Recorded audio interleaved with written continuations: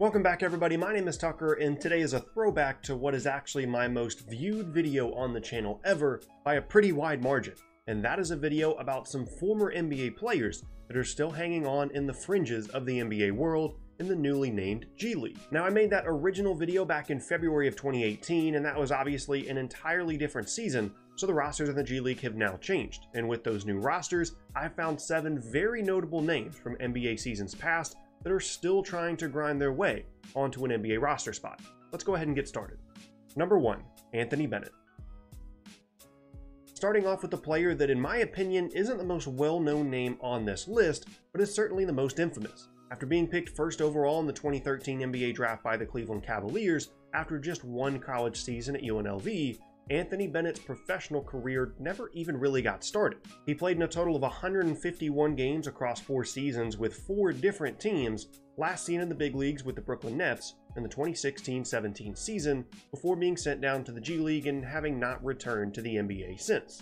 During the 2017-18 season, he played for 2 different teams in the G League and actually averaged around 14-7 and shot over 40% from three-point range as well, which is impressive, I guess. And so far this year, he's playing for, as of this video, the G League affiliate of the LA Clippers. It's certainly sad to see his career fall off so quickly after being selected first overall, and anytime the number 1 overall pick is approaching scoring more total points in the G League than he has in his entire NBA career to this point, that isn't a good sign. It doesn't seem like Bennett will find himself on an NBA roster anytime remotely soon, even with his slightly promising numbers against the lesser competition that is the G League. But he still isn't even 26 years old, so I guess a case could be made that his time in the NBA isn't over. I mean, we've seen guys like Gerald Green come back to the big leagues through this route in the past, and maybe that'll be the case for Bennett, but I certainly would not bet on it. Number 2, Byron Mullens. Next up is the guy that I am most excited to talk about across this entire video because Byron Mullens is just, I don't know, he's just an entertaining guy to talk about. At his peak, the former first-round pick averaged 10-6 for Charlotte in the 2012-13 season, but beyond that, he never really provided much value at the NBA level, at least outside of Charlotte. But in the G League, it is an entirely different story, and this guy is an absolute legend at that level. He has 4 different seasons prior to this one in which he averaged double digits in scoring, and last year he was just a complete beast in the 11 games he played for the Lakeland Magic, putting up nearly 20 points and 11 rebounds per game, while also shooting over 40% from three-point range. I mean, I know we only played 11 games as I said, and I don't think that this is a title that you really want, but Byron Mullens was the 2nd leading scorer in the G League last season. I don't know, maybe you guys won't be as excited about this as I am, or you won't remember Mullens as well as I do, but he's one of the true highlights of this list, in my opinion. Number 3, Felder. Next up is the 2nd former Cleveland Cavaliers draft pick on this list, although his status as a G League player is much more defensible as a late 2nd round pick than Anthony Bennett as a former 1st overall pick. Felder is a guy that I can distinctly remember a lot of people freaking out about and saying he was going to be great for the Cavs and was a steal in the 2nd round, and some people said that he was the next Isaiah Thomas, the Celtics version, not the Pistons one, and as a result, he's a pretty notable member of this list. I mean, he was a fantastic college player. He averaged over 24 points a game for Oakland as a junior and left for the pros a year early as a result, and he had this crazy 44-inch vertical jump at the Combine, which tied for Pat Connaughton for the highest recorded that year and in Combine history. But after joining the Cavs in 2016, he was quickly dumped to the Hawks in October of 2017 and has been in the G League ever since. As of this video, he is suiting up for the Raptors G League affiliate, which if you're going to be on a G League team, that's a pretty good one to play for, considering the guys in their rotation for their big league team that have come up through that system. And he's putting up around 16-7 so far, although his efficiency could certainly use some work. But again, that Raptors G League affiliate team has had some success in bringing guys up and having them become contributors at the NBA level, so maybe we'll hear from Felder again sometime in the future. Number 4, Hakim Warrick. This is the one guy on this list that I don't know how many of you will know depending on when you started following the NBA, but to me, Hakim Warrick is a very recognizable name, maybe not so much within the NBA, but just basketball in general, especially as a college player. He spent 4 years at Syracuse where he was kind of a last-minute scholarship offer for the Orange after Julius Hodge chose to go to NC State, go Pack, and even won the NCAA championship in 2003 as a sophomore alongside Carmelo Anthony. After his senior year, he was selected 19th overall by the Grizzlies and had some really good early success with them from 2006 to 2009, but never really was able to find his long-term foothold in the NBA, and was moved around a ton all the way through 2013, where he was last seen in the league playing for Charlotte.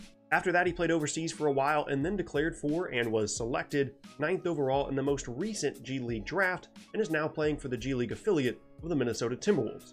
Although it seems like an NBA comeback is on his mind with this move, the now 36.5-year-old Warrick is a pretty big uphill climb to make that happen.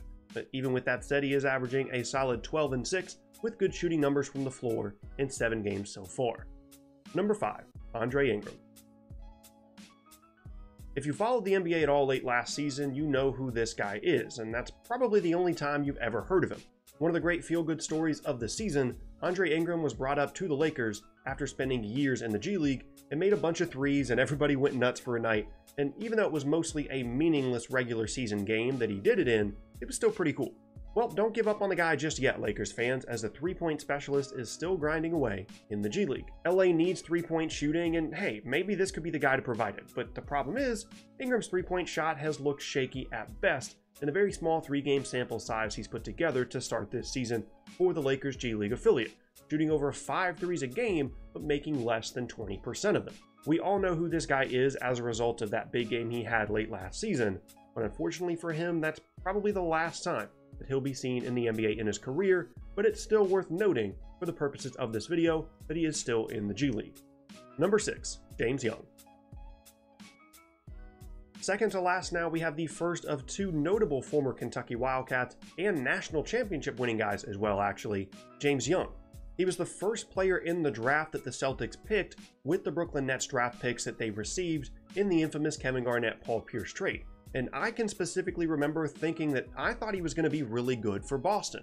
He was a really good college player and seemed to have a game that would translate well with his ability to attack the rim and shoot. But it just never really came together, and the Celtics were drafting like 3 to 5 guys every year because they had a ton of draft picks, and eventually they just ran out of roster spots to keep him around. He spent 3 seasons in Boston and then played in 6 games for Philly last year, but now finds himself playing for the G League affiliate of the Milwaukee Bucks.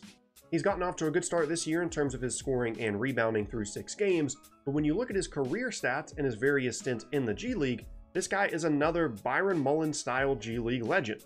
Across 70 career games in the G League, he's averaging almost 20 points and right around 5 rebounds and 2.5 assists per game, and even though that hasn't translated into any kind of NBA success for him to this point, it's still something that's worth mentioning. Number 7, Terrence Jones. And last up is another former Kentucky Wildcat that won an NCAA championship alongside Anthony Davis in 2012, just like James Young. And Terrence Jones has probably had more real, tangible NBA success than any other player on this list. He was picked 18th overall by the Rockets in 2012, and in his second and third seasons for them, he was a really productive player, especially for being so young. He did have issues staying on the floor at times, but I remember with him always thinking that he was about to take that next step and establish himself as a really good young player in the league, and for whatever reason, it just never really happened for him. But after his initial success, he really began to fall off and was replaced at the starting 5 spot by Clint Capella, and when his rookie deal was up, he signed with the Pelicans, and then the Bucks, and then went and played overseas, and then ended up in the G League, and to start this season, he's playing for the G League affiliate of the Atlanta Hawks, which brings us to the reason that I put him on this list. I've been seeing a lot of Terrence Jones G League highlights on Twitter, and for good reason. The guy's crushing it so far to begin the season. He's averaging 25 and 10 while shooting over 50% from the floor and nearly 40% from 3, and honestly, he's starting to look like a real NBA player again. I'm not saying he'll be back on a roster anytime soon, but I also wouldn't be shocked if the Hawks moved him up to see what he can do in the big leagues, especially later in the year when they really begin to go all in on tanking. And that is going to be the end of today's video, and I thank you all very much for watching.